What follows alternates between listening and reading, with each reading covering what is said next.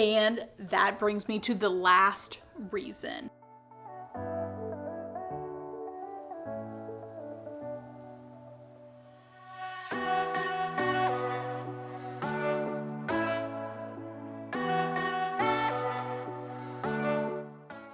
Hey dreamer, glad to have you here. Today I thought we would talk about why you might not want to go to Orlando Informer's Meetup. A little bit of pretext before we get started. I've been to 2 Informer meetups. I've been to the mini version, which is adults only, and I've been to the normal winter Orlando Informer meetup.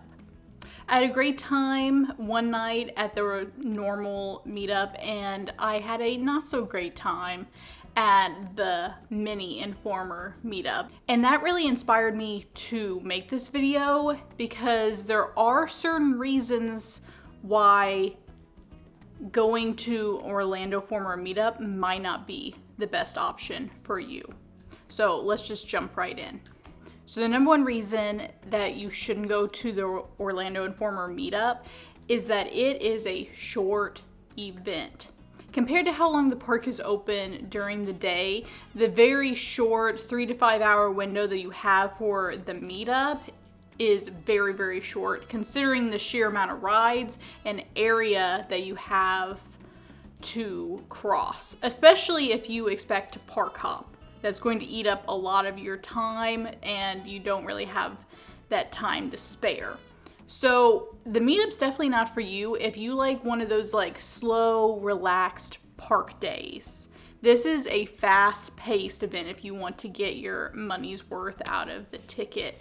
You're not going to cover very much area or rides or food for that matter if you don't plan on walking pretty fast and going ride to ride or food stall to food stall. There's definitely no time to waste. It feels like a very fast-paced, rushed event. I like Disney After Hours, which is about the same amount of time, so I don't mind the short rushness of it, but also Disney After Hours is a fraction of the cost as Orlando Informer. So for the cost of it, I don't know if it's worth it for some to have such a fast-paced experience. I also think the Orlando Informer might not be worth it if you plan on experiencing both parks. It takes a lot of time to go between parks. There is a walkway that they open during the normal Orlando Informer that cuts down the time it takes.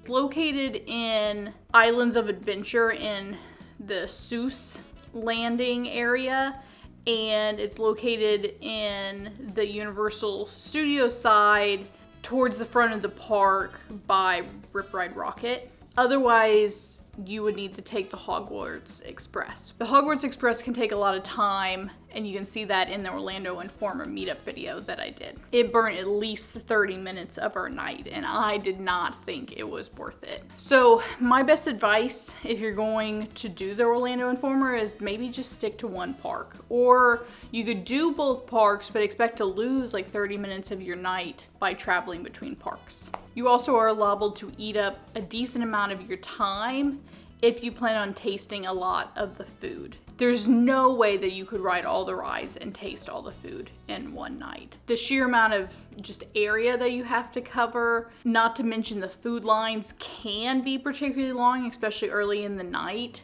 And those food lines close early, and some rides close early too. Hagrid's motorbikes particularly close up to an hour early, sometimes maybe even a little bit before that depending on the queue. So logistically, there's just simply no way that you could do it all. Some people argue that the Orlando Informer ticket is equivalent to doing a park-to-park ticket and adding the quick queue onto it. Cost-wise, yes, but if you did that, I have rode everything. Now, you also get free food, and so that is something to note with this event. But that actually brings me to the second point that I want to make, If tasting a whole bunch of theme park food isn't something that you strive to do, then this event might not be for you. I feel like a lot of the value in the ticket is that you can eat unlimited amounts of food. Especially in Harry Potter World, it was so fun trying all the Harry Potter drinks. It was fun trying all the ice cream. It was great having unlimited butter beer. There's just a lot of fun theme park food that I've always wanted to try, and you get to try it to your heart's content.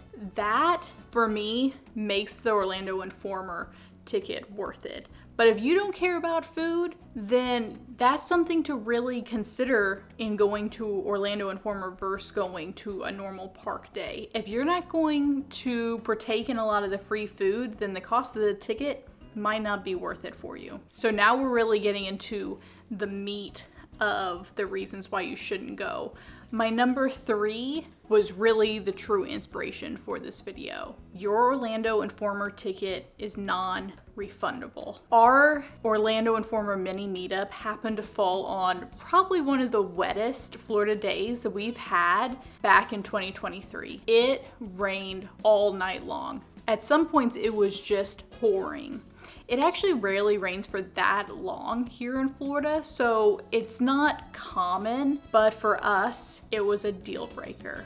We were miserable the entire night, and that is a big, expensive ticket to not go to that event. But honestly, we probably should have stayed home. I can have fun really anywhere, and we had an okay time. Like, we had fun just between ourselves, but in general, it's fairly miserable to walk around wet, and a lot of the rides weren't open for the majority of the night. We happened to catch Velocicoaster and we got really lucky, and so I'm really thankful for that. But we didn't ride Hagrid's motorbikes because it actually takes that ride particularly long time to go through all the safety measures. If there's like lightning in the area, it takes it a long time to get going. And so it was down for the majority of the mini meetup. If that's one of the reasons why you're going to the mini meetup, then your night's going to be ruined because of rain. I'd also like to point out that the added food for the mini meetup was pretty well all a disaster in my personal opinion. I tasted it all and I hated pretty well all of it. It was pretty poor catering, and although the dishes sounded good, they weren't. They didn't hold throughout the night, and I didn't really taste anything during the meetup event, which was supposed to have better food than the normal Orlando Informer meetup. The food at the mini did not compete. The food actually at the normal Orlando Informer I thought was better. Back to the root of the number 3 reason. If you are already hung up on the cost of an Orlando Informer ticket and it would just break your heart if the night wasn't perfect, or if you are one of those people that can't make the best of a situation and some like bad weather or some unfortunate circumstances for the night are going to ruin your time, then I would suggest just booking a normal park ticket that doesn't have a date set on it. What if you're sick? There's not really anything you can do. So I definitely hesitate to book another Orlando Informer ticket because of that. Ticket prices get more expensive as the date gets closer. They also often sell out. So waiting until a week before to buy your ticket is not really an option. You're going to have to book your Orlando Informer ticket months in advance and hope that you're not sick, that you don't have another event going on, and that the weather is good. That's a whole basket of uncertainty, and if you're not good with that, then I recommend not going to Orlando Informer. So the next reason you might not have thought about too much, and it might not pertain to a large group of people, especially for Universal Studios, but if you're one of those people who loves to take the cute theme park photos, you love to have like the group photos, the character photos, then this event isn't for you. It's at night. There's pretty low light all throughout the Universal parks, and it's just not conducive to a good photo. So a lot of your like really cute photos that you would get going to the theme park during the day, you're not going to have the opportunity to get them at night. The Universal parks are less lit than the Disney parks. So if you've been to a Disney park at night and you're like, oh, there's plenty of light here. There's many points in the Universal parks where I feel like I'm walking in the dark. And that brings me to the last reason. It's at night. If you are one of those people that goes to bed at a reasonable hour of the day, or technically night, then this event is definitely not for you. I mean, it doesn't even start until 8, 9 o'clock of an evening, and it goes into the wee hours of the morning, 1, 2 a.m. This was brutal for us because we are usually in bed by 10:30. And so by the end of the event, we were dragging. And I simply don't want to be up that late. And so if you also don't want to be up that late and running around at hyperspeed, note point 1, then this event might not be for you. I'd love to hear what your experience was with Orlando Informer. Did you go to the mini meetup? Did you go to the regular meetup?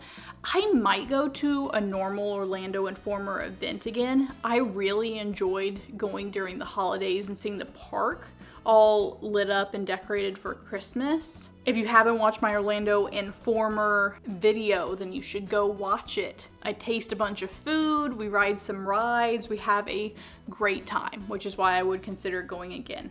I would not go to a mini event. I simply didn't think that the adults only night and the elevated food that was promised was delivered. It didn't feel like an adult evening. There wasn't really enough extras to constitute the price. Adding on to the part that it wasn't refundable, I don't think that I'll be going to another mini event anytime soon. That can always change though if you think that I should. You can always dictate my next video down in the comments. Thanks for being here, Dreamer. I'll catch you shortly with another video. Until then, bye!